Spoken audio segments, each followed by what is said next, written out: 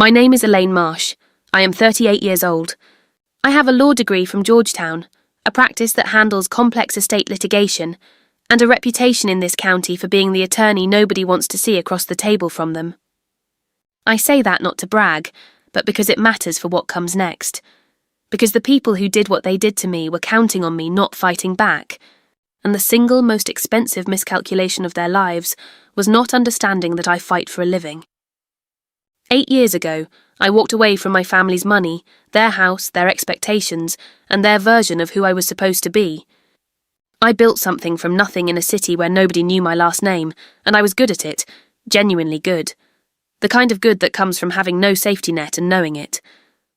Then my grandmother Rosalind died, and the family I had walked away from decided that her death was the moment to settle every score they had been keeping since I left. What they did in the months after her funeral, with her estate, with her wishes, with documents they thought I would never find, is the reason I am telling this story. And what happened when I finally sat across the table from all of them, in a room they had chosen because they thought it gave them the advantage, is the reason none of them will ever underestimate me again. This is not a story about money, though there is money in it. It is a story about what people believe they can get away with when they think you have stopped paying attention. And it is a story about what happens when the person they underestimated spent the last 8 years becoming exactly the kind of attorney who handles cases like this one. To understand the family I walked away from, you have to understand what my family looked like from the outside and what it felt like from the inside, because those two things were completely different, and the gap between them was where everything went wrong.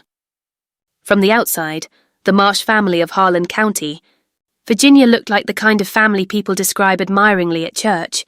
The old Marsh place on Route 7, 4 generations of it, Emmanuel Marsh, who had built a successful insurance business.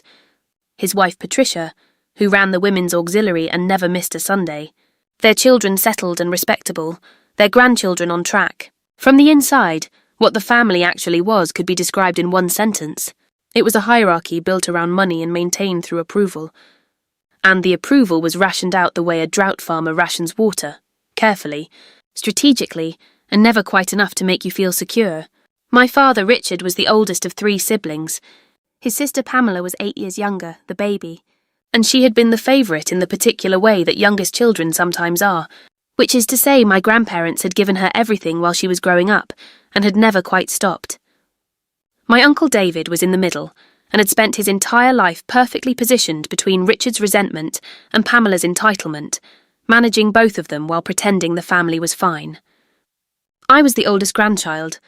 I was also the one who asked the most questions, which is an excellent quality in a lawyer and a dangerous quality in a grandchild whose family runs on unquestioned loyalty. By the time I was in high school, I had figured out the whole machine. I just did not yet have the vocabulary for what I was seeing. Law school gave me the vocabulary, and the vocabulary, eventually, gave me the tools. My grandmother Rosalind was the one person in that family I trusted without reservation, and I want to tell you who she actually was before I tell you what they did to her wishes after she was gone, because she deserves to exist in this story as a person, and not just as a legal document. Rosalind Marsh was 81 when she died.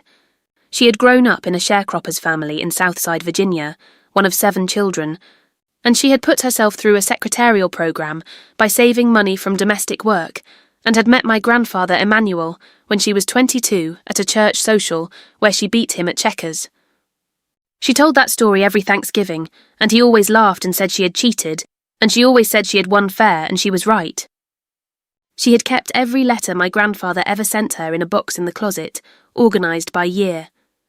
She kept a budget in a composition notebook, 1 page per month every dollar tracked, because she had grown up in a family where every dollar was the difference between eating and not eating, and she never forgot it. She called me every Sunday for 20 years right after church, and she asked real questions. Not how are you performing, not what are you achieving, but how are you actually. When I left the family 8 years ago, after the argument I will describe in a moment, she was the only one who called me the next day. She said she understood, and that I should know her door was open even when other doors were not. She kept that promise for 8 years, and I visited her alone, quietly, without telling the rest of the family, and those visits were some of the best hours of the last decade of my life. She knew what she was going to leave me. She told me directly in the last year of her life.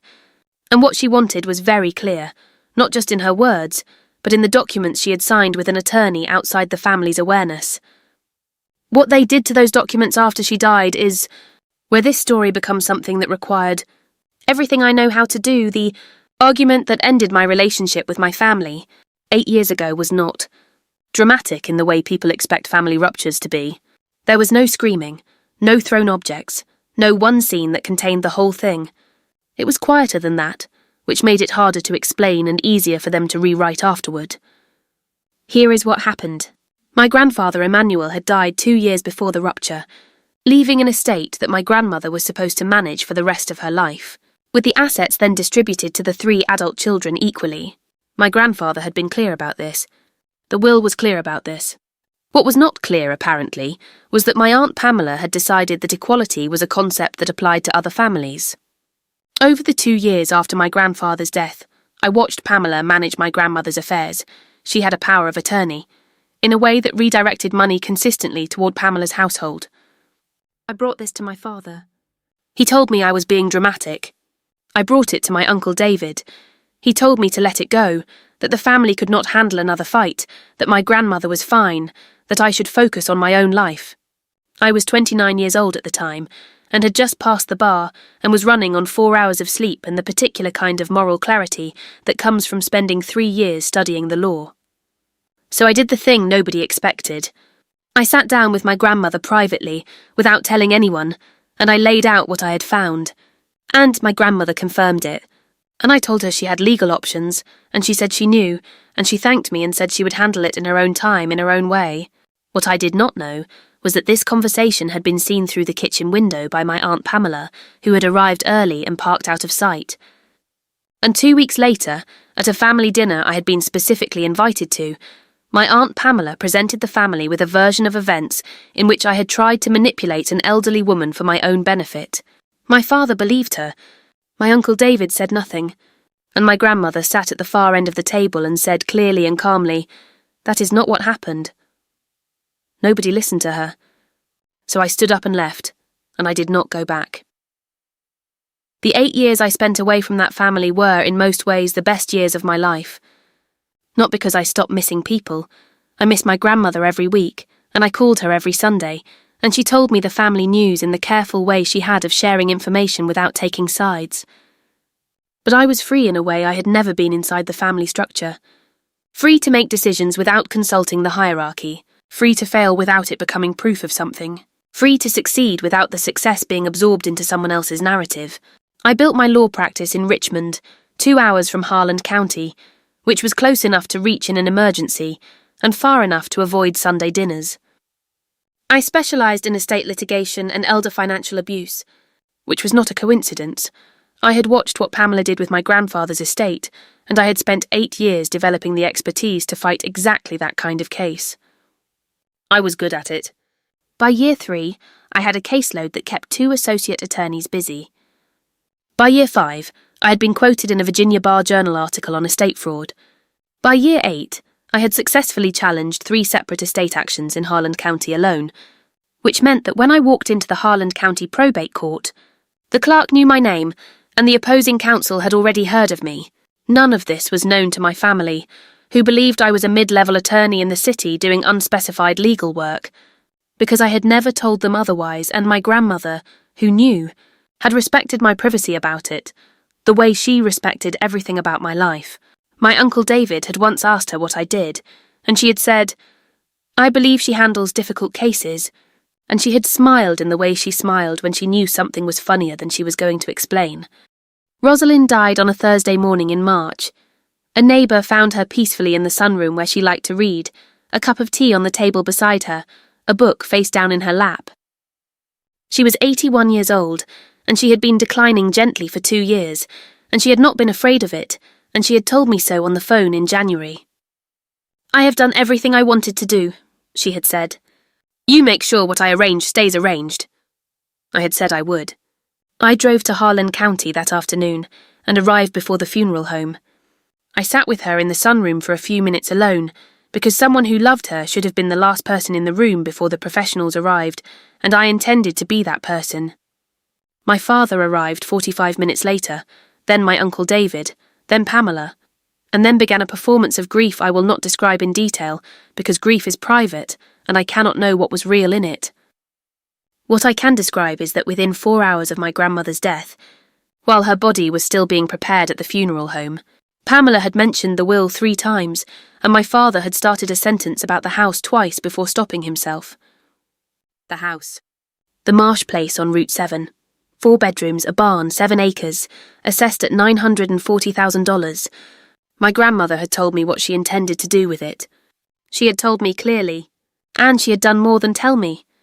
She had seen an attorney in Charlottesville, one completely unknown to the family, and she had updated her estate documents 14 months before she died. What I had to find out in the weeks after her death was whether those documents had survived what my family was about to attempt. The family hired an estate attorney, the same one Pamela had always used, a man named Gerald Briggs, who had an office on Main Street and a long relationship with the Marsh family going back to my grandfather's generation. I want to be fair and say that Gerald Briggs may have believed he was operating in good faith. I do not know what he was told about the family's wishes and what documents he was given. What I do know is what Pamela presented to him. She told him my grandmother had never updated her will since my grandfather's death. She produced a will dated 9 years ago, before my grandfather died, that divided the estate equally among the 3 adult children. She produced this document with confidence, without hesitation, and without mentioning that she knew my grandmother had seen another attorney 14 months earlier. Because Pamela knew. My grandmother had told her, in one of their last conversations, that she had updated her arrangements. Pamela had not understood what that meant at the time, but by the day after the funeral, when she called Gerald Briggs, she had thought it through and made a decision. She would present the old will and say nothing about the new one and hope it had never been properly filed. It very nearly worked. If I had not been the attorney I was, if I had not known exactly how estate documents work and exactly where to look, it would have worked. 14 months earlier, when my grandmother called me from her sunroom on a Sunday evening and told me she had been to see an attorney in Charlottesville, she had said something specific. I had it properly done, Elaine. It's filed where it needs to be filed. Filed where it needs to be filed. I held that sentence in my head for the days after her death while Pamela was presenting the old will to Gerald Briggs, and I went to work. The thing about estate documents in Virginia is that they do not disappear. A properly executed will is a legal instrument, and when an attorney prepares one properly, it exists in multiple places. The attorney's files, potentially a safe deposit box, and if the testator chose to do so, recorded in certain registers. The attorney my grandmother had used was a woman named Catherine Voss, a solo practitioner in Charlottesville who specialised in elder law and estate planning. I found her through the Virginia State Bar's directory, cross-referenced with attorneys who had filed estate documents for Harlan County clients in the last 2 years. There were 3 possibilities. I called the first one, wrong practice area, called the second, wrong age demographic, called the third, Catherine Voss, and she answered her own phone, which told me she was the kind of attorney who would have sat with an 81-year-old woman from Harlan County and taken the time to get it right. I identified myself by name and told her who my grandmother was. There was a pause on Catherine's end, not the pause of someone who does not know what you are talking about. The pause of someone deciding how much to say. Then she said carefully, "Ms. Marsh was a client of mine, yes. Are you the granddaughter she mentioned?" "Yes," I said. "I told her to call you if something happened," Catherine said. "She said you would figure out how to find me." My grandmother had done everything right, and I mean everything.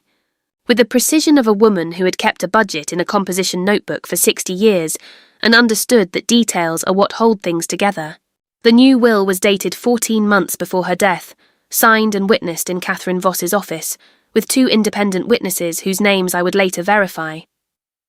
The document had been retained in Catherine's files and this is the part that closed every door Pamela thought she had opened, recorded, with the circuit court clerk in Charlottesville, under Virginia's optional will recordation statute. My grandmother had recorded her will. It was in the public record. Pamela had assumed that because she controlled most of what happened in Harlan County, she could simply pretend the new document did not exist. She had not checked Charlottesville. She did not know about Charlottesville. and she had not known that her mother was smart enough and careful enough to build a record that could not be erased by a family member choosing what to present to an estate attorney. The substance of the new will was straightforward and devastating in its clarity. The house and the 7 acres on Route 7 were to go to me. Not split, not shared, not held in trust, directly to me. My grandmother had left a letter of instruction with the will that Catherine Voss read to me over the phone, because Catherine had been instructed to share its contents with me upon contact. In the letter, my grandmother said that she was leaving the house to me because I was the only person in the family who had not treated it as an asset to be captured, and because she trusted me to honour what the land meant to people who had built something real. She said she was sorry for the years I had lost to the family's politics, and she wanted me to have something that was only mine, that no one could rewrite or diminish after she was gone. Then she had the line that made me sit very still at my desk in Richmond for a long time. You always ask the right questions, Elaine. I just needed to make sure the answers were somewhere they couldn't be buried. I called my father first, not Pamela, because he was still my father, and because I thought he deserved to hear it from me before he heard it from a court filing. He picked up on the 3rd ring. He sounded tired. He had not slept well since the funeral, which was true of all of us. I told him plainly that Grandma Rosalind had updated her will 14 months before she died, and that a new document existed and had been properly recorded, and that I had spoken with the estate attorney who prepared it. There was a long silence. Then he said something that told me everything about what Pamela had already told him. Pamela said that document wasn't valid, that Mum wasn't of sound mind when she did it. I asked who had told Pamela about the document. Another silence. She said she heard about it, that Mum mentioned something and that there were concerns. I understood immediately. Pamela had known about the document, had already assessed her exposure, and had prepared the narrative in advance. The old document is the real one. The new one was produced by a woman who wasn't thinking clearly. She had been ready. I told my father that I would be filing the new will with the probate court in Harlan County within the week, and that the court would sort out which document controlled. I told him to call his own attorney, someone not connected to Pamela. He said he would think about it. I said, Dad, Grandma was completely clear. You know that. You sat with her at Christmas. She knew exactly what she was doing and exactly what she wanted. He was quiet for a moment. Then he said, I know that, Elaine. And I think that was the first honest sentence we had exchanged in 8 years. Pamela did not call me. She had not called me in 8 years, not once, and she was not going to start now. What she did instead was call Gerald Briggs, and Gerald Briggs filed a motion challenging the new will on the grounds of undue influence and testamentary incapacity. This is the move you make when you cannot dispute that the document exists. You dispute whether the person who signed it was of sound mind, or whether they were pressured. It is a legitimate legal argument, and in some cases it is the right argument. In this case, it was a tactical manoeuvre by someone who needed a procedural delay while she figured out whether she could win on the merits. I know this, because I know how estate litigation works, and because I had seen the same sequence in 3 prior cases. You challenge capacity, you demand discovery, you make the process expensive and slow, and if the estate is not very large, or the beneficiary is not very sophisticated, you win on attrition rather than evidence. What Pamela had not accounted for was that the beneficiary was me, and the thing I do professionally is win cases exactly like this one. I filed the new will with the probate court 3 days later. I attached a certified copy of the recordation in Charlottesville, dated 14 months before the death. I attached Catherine Voss's attestation that my grandmother had presented as fully competent and clear in her instructions. I attached the affidavits of both witnesses, and then I attached something Pamela had no idea existed. In the last year of her life, at Catherine Voss's suggestion, my grandmother had undergone a standard cognitive assessment at the University of Virginia Medical Center, the kind administered to elderly clients, before major estate decisions to create a formal record of competency. The results, attached and certified, showed a woman in the 92nd percentile of cognitive function for her age group. Rosalind Marsh had not been confused or pressured or manipulated. She had been, to the very end, one of the sharpest people in any room she walked into. Pamela's undue influence argument was going to hit that cognitive assessment like a car hitting a concrete wall. The meeting my family called was framed as a family discussion. My Uncle David arranged it, which told me something.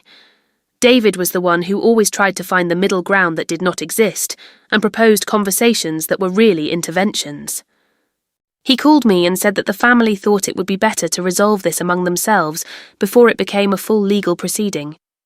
He said Pamela wanted to sit down. He said my father was open to it. He chose the Harland County Community Centre meeting room, which he had booked under a non-family name, which told me even David was playing the situation. I accepted.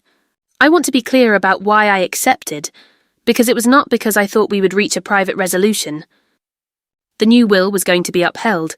I was as confident of that as I am confident of anything in my professional life. I accepted because there were things I needed to say that the court record would not capture, and because I wanted my father and my Uncle David to hear them in a room where Pamela could not control the narrative the way she controlled everything else in that family. I drove to Harland County on a Wednesday morning. I arrived 15 minutes early. I set up at the far end of the table back to the wall, facing the door, which is where I always sit when I'm in a room where someone plans to have the advantage. I opened my folder. I set out 3 copies of every document: the new will, the Charlottesville recordation, the cognitive assessment, Catherine Voss's attestation, the witness affidavits, and one more document I'd found in the process of my research that none of them knew I had. Then I closed the folder and waited. My Uncle David came in first and sat adjacent to me rather than across from me, which was interesting. My father came in and sat to my left without quite meeting my eyes. And then Pamela came in, and the look on her face, when she saw me sitting calmly at that table with a closed folder in front of me, was the look of a woman who had been expecting a different version of her niece. Pamela started talking before she was fully in her chair, which is what people do when they have rehearsed something and are afraid the space for it will close. She said she was glad we could all sit down like adults. She said she knew this had been an emotional time for everyone. She said that her mother's wishes, by which she meant the 9-year-old will, were clear and had been prepared when Rosalind was fully herself, and that the document produced by an outside attorney who had never known the family was concerning in a number of ways.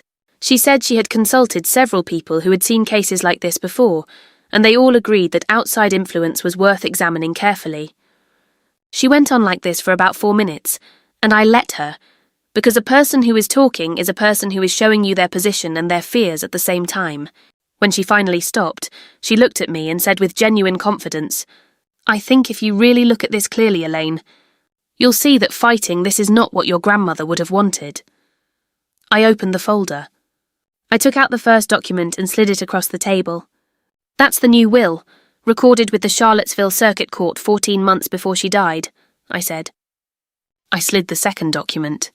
"That's the cognitive assessment from the University of Virginia, 92nd percentile. If you file the incapacity challenge, this is what you'll be filing it against." I slid the third document. "That's Catherine Voss's attestation as the preparing attorney." Then I slid the fourth document, the one none of them knew about. "And that is a letter my grandmother sent to Catherine Voss 4 months after signing the new will, confirming that her wishes had not changed, and that she was aware the document might be challenged by family members, and was certain of her instructions." My father picked up the letter. His hands were not completely steady. He read it and set it down and did not say anything for a long moment. Pamela's face had done something I did not expect. It had gone very still, and in the stillness I could see something that was not anger and was not calculation. It was recognition. She had known her mother. She had just chosen not to honour what she knew. What happened next is the part of the story I find most difficult to tell, not because it was dramatic, but because it was the opposite. Because it was quiet in a way that revealed something true about every person in that room, and that truth was not easy for any of us. My Uncle David picked up the cognitive assessment and read it. Then he set it down and said to Pamela, not to me, not to my father, to his sister Pamela, "You knew about the new will before she died." It was not a question.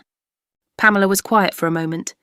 Then she said, with something in her voice that I did not expect and am not sure I can name accurately, "I knew she had talked to someone.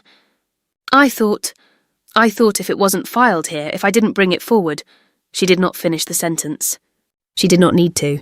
She had thought that if she controlled the local probate process, if she presented the old will and said nothing, the new document might never surface.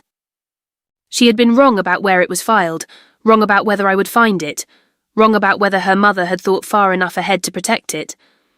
And sitting in that meeting room in Harland County, she understood all of that at the same time. My father said something then that I will remember for the rest of my life, not because it was gracious, but because it was honest in a way my father rarely was. He said, "Mom always said you'd figure it out, Elaine." She said it every Sunday. I never asked her what she meant. I looked at him across the table. "She meant she trusted me," I said. "She trusted me because I asked her real questions and listened to the real answers." I was the only one who did.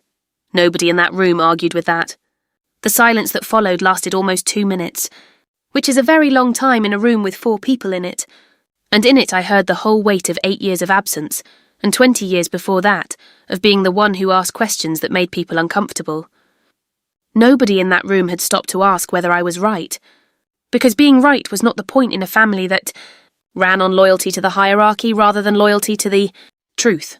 The probate proceeding was anticlimactic in the way that legal proceedings often are when one side has the evidence and the other side does not. Gerald Briggs filed the incapacity challenge as expected. I responded with the full package: the recordation, the cognitive assessment, the letter, Catherine Voss's attestation, the 2 witness affidavits. The judge reviewed the materials in chambers and scheduled a brief hearing. At the hearing, Pamela's attorney attempted to argue that the outside influence of an estranged granddaughter had shaped the testator's decisions, which required him to argue that a woman in the 92nd percentile of cognitive function had been too easily influenced by a person she spoke to on the phone on Sundays. The judge listened to this argument with the patience judges develop after many years of practice, and then asked 2 questions. First, was there any evidence that the granddaughter had been present during the preparation or signing of the will? No. Second, was there any evidence that the preparing attorney had any prior relationship with the granddaughter, or had been referred by her? No, the judge upheld the new will. The house and 7 acres on Route 7 transferred to me. Gerald Briggs sent a brief and professional letter confirming the outcome. Catherine Voss called me the same afternoon and said, "Your grandmother would have laughed." She was right. Rosalind would have laughed in the particular way she laughed at checkers, quietly, without crowing, just the small, satisfied sound of someone who had set something up correctly and watched it work. The house was empty when I drove out to it for the first time as its legal owner, on a grey Saturday in April, 6 weeks after the probate hearing. The last of my grandmother's furniture had been distributed to family members, according to her instructions, items she had specifically named in a separate letter of instruction that Catherine Voss released after the will was confirmed. She had thought of everything. The kitchen table went to my Uncle David, which I thought was right, because David had eaten at it every Sunday of his childhood and had the most decent heart in the family, even if he lacked the spine to go with it. My grandmother's letter collection, the box of letters from my grandfather organised by year, came to me, because she had told Catherine that I was the only grandchild who had ever asked about them. I carried them into the empty house that grey Saturday and set them on the kitchen counter where her composition notebooks used to sit, and I stood in the sunroom where she had died, and I let the grief come all the way up for the first time since March. I had been in attorney mode since the day she died, protective, strategic, focused, and I had not given myself permission to simply miss her. She had been my person, the one who called me every Sunday, who asked real questions, who had built something out of nothing and spent 60 years proving that getting the details right is what makes the difference between a plan and a wish. I sat on the floor of the sunroom for a while with the box of letters in my lap. The checkers set was on the bookshelf, the same one she had beaten my grandfather with in 1962, the pieces worn smooth from decades of use.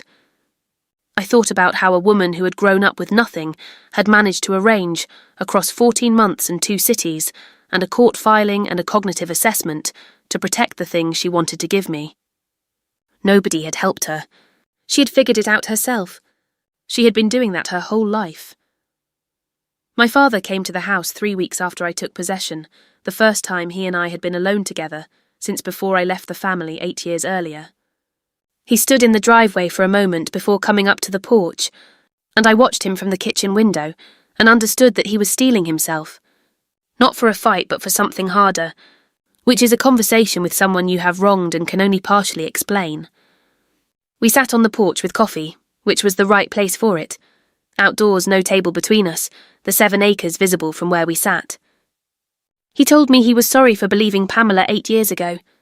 He said he had known something was wrong in the way my grandmother had taken sides, or refused to take sides, which amounted to the same thing for him, and that he had not let himself look at it directly, because looking at it directly would have required him to do something uncomfortable.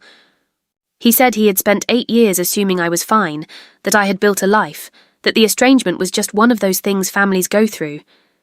I asked him whether he had known what I did for work. He said he knew I was an attorney. I asked whether he knew what kind. He said he was not sure. I told him. The silence that followed was not uncomfortable, in the way the silences in that family had always been uncomfortable, charged, political, loaded with things nobody was saying. It was the quiet of a man putting something together. "That's why you found the will," he said. "That's why you knew where to look?" "Yes," I said. "And that's why Grandma trusted me to look. She knew what I did. She called me every Sunday for 20 years. She knew who I was." My father looked out at the 7 acres and said nothing for a while. Then he said, "I didn't know who you were." I said, "I know. Dad, that was the problem." I moved into the house on Route 7 in June. Not immediately. I kept my practice in Richmond, which was where my professional life was, and the house needed work. The kind of quiet renovation that an old place needs when it has been gently neglected for years, and you want to bring it back without erasing what it was. I did the work slowly over weekends because I wanted to know every corner of it. I fixed the back porch myself with materials from a local lumber yard, and I felt my grandmother in every board I replaced, her practicality, her patience. I rehung the kitchen shelves properly because they had been slightly uneven for years, a detail she would have noticed, and finally someone was going to fix. I planted tomatoes in the garden plot on the south side of the barn, which had been fallow since the year her knees got too bad for kneeling, and I watered them in the early mornings before the day got hot. Pamela and I have not spoken since the meeting in the community centre room. I do not expect we will. She sent a brief email through her attorney several months after the probate matter closed, saying she hoped the family could move forward, which was what people say when they mean they hope the person they wronged will not stay angry. I did not respond to the email. I am not angry. I am clear, which is different. Anger requires an investment of energy in the past. Clarity is just knowing what is real and building accordingly. My Uncle David calls me sometimes, short calls checking in, occasionally asking questions about my work that tell me he is trying in the limited way he has always been capable of trying. I appreciate the effort. My father drives out once a month on a Saturday, and we have coffee on the porch and talk about real things. And it is not the relationship I might have had with him if the family had been built differently, but it is a real one, which is worth more than a performed one. The Sunday phone calls I now make to myself. I sit in the sunroom with coffee on Sunday mornings, and I think about what Rosalind said to me in her last January, that she had done everything she wanted to do, that the arrangements were made, that she was not afraid. I think about the woman who beat my grandfather at checkers in 1962 and saved her money and organised her letters, and drove to Charlottesville alone and sat across from an attorney. She had chosen herself and said, "Here is what I want, make it so it cannot be undone." She was not afraid because she had done the work. She had asked the right questions and written down the right answers and filed them where no one could bury them. She had done it the same way she had done everything in her life, precisely, patiently, and without waiting for anyone's permission. I keep the checkers set on the bookshelf in the sunroom. I have not moved it. I do not intend to. Some things you leave exactly where they belong, and you walk past them every day and feel the weight of what they mean, and you let that weight remind you of who you come from and who you are still becoming. My grandmother built something from nothing, and then, in the quietest possible way, with 14 months of careful planning and 2 hours in an attorney's office in Charlottesville, she made sure that what she had built landed where it was always supposed to go. She taught me that the people who love you most do not always say it the loudest. Sometimes they just make sure the paperwork is filed correctly, and sometimes that is enough to change everything.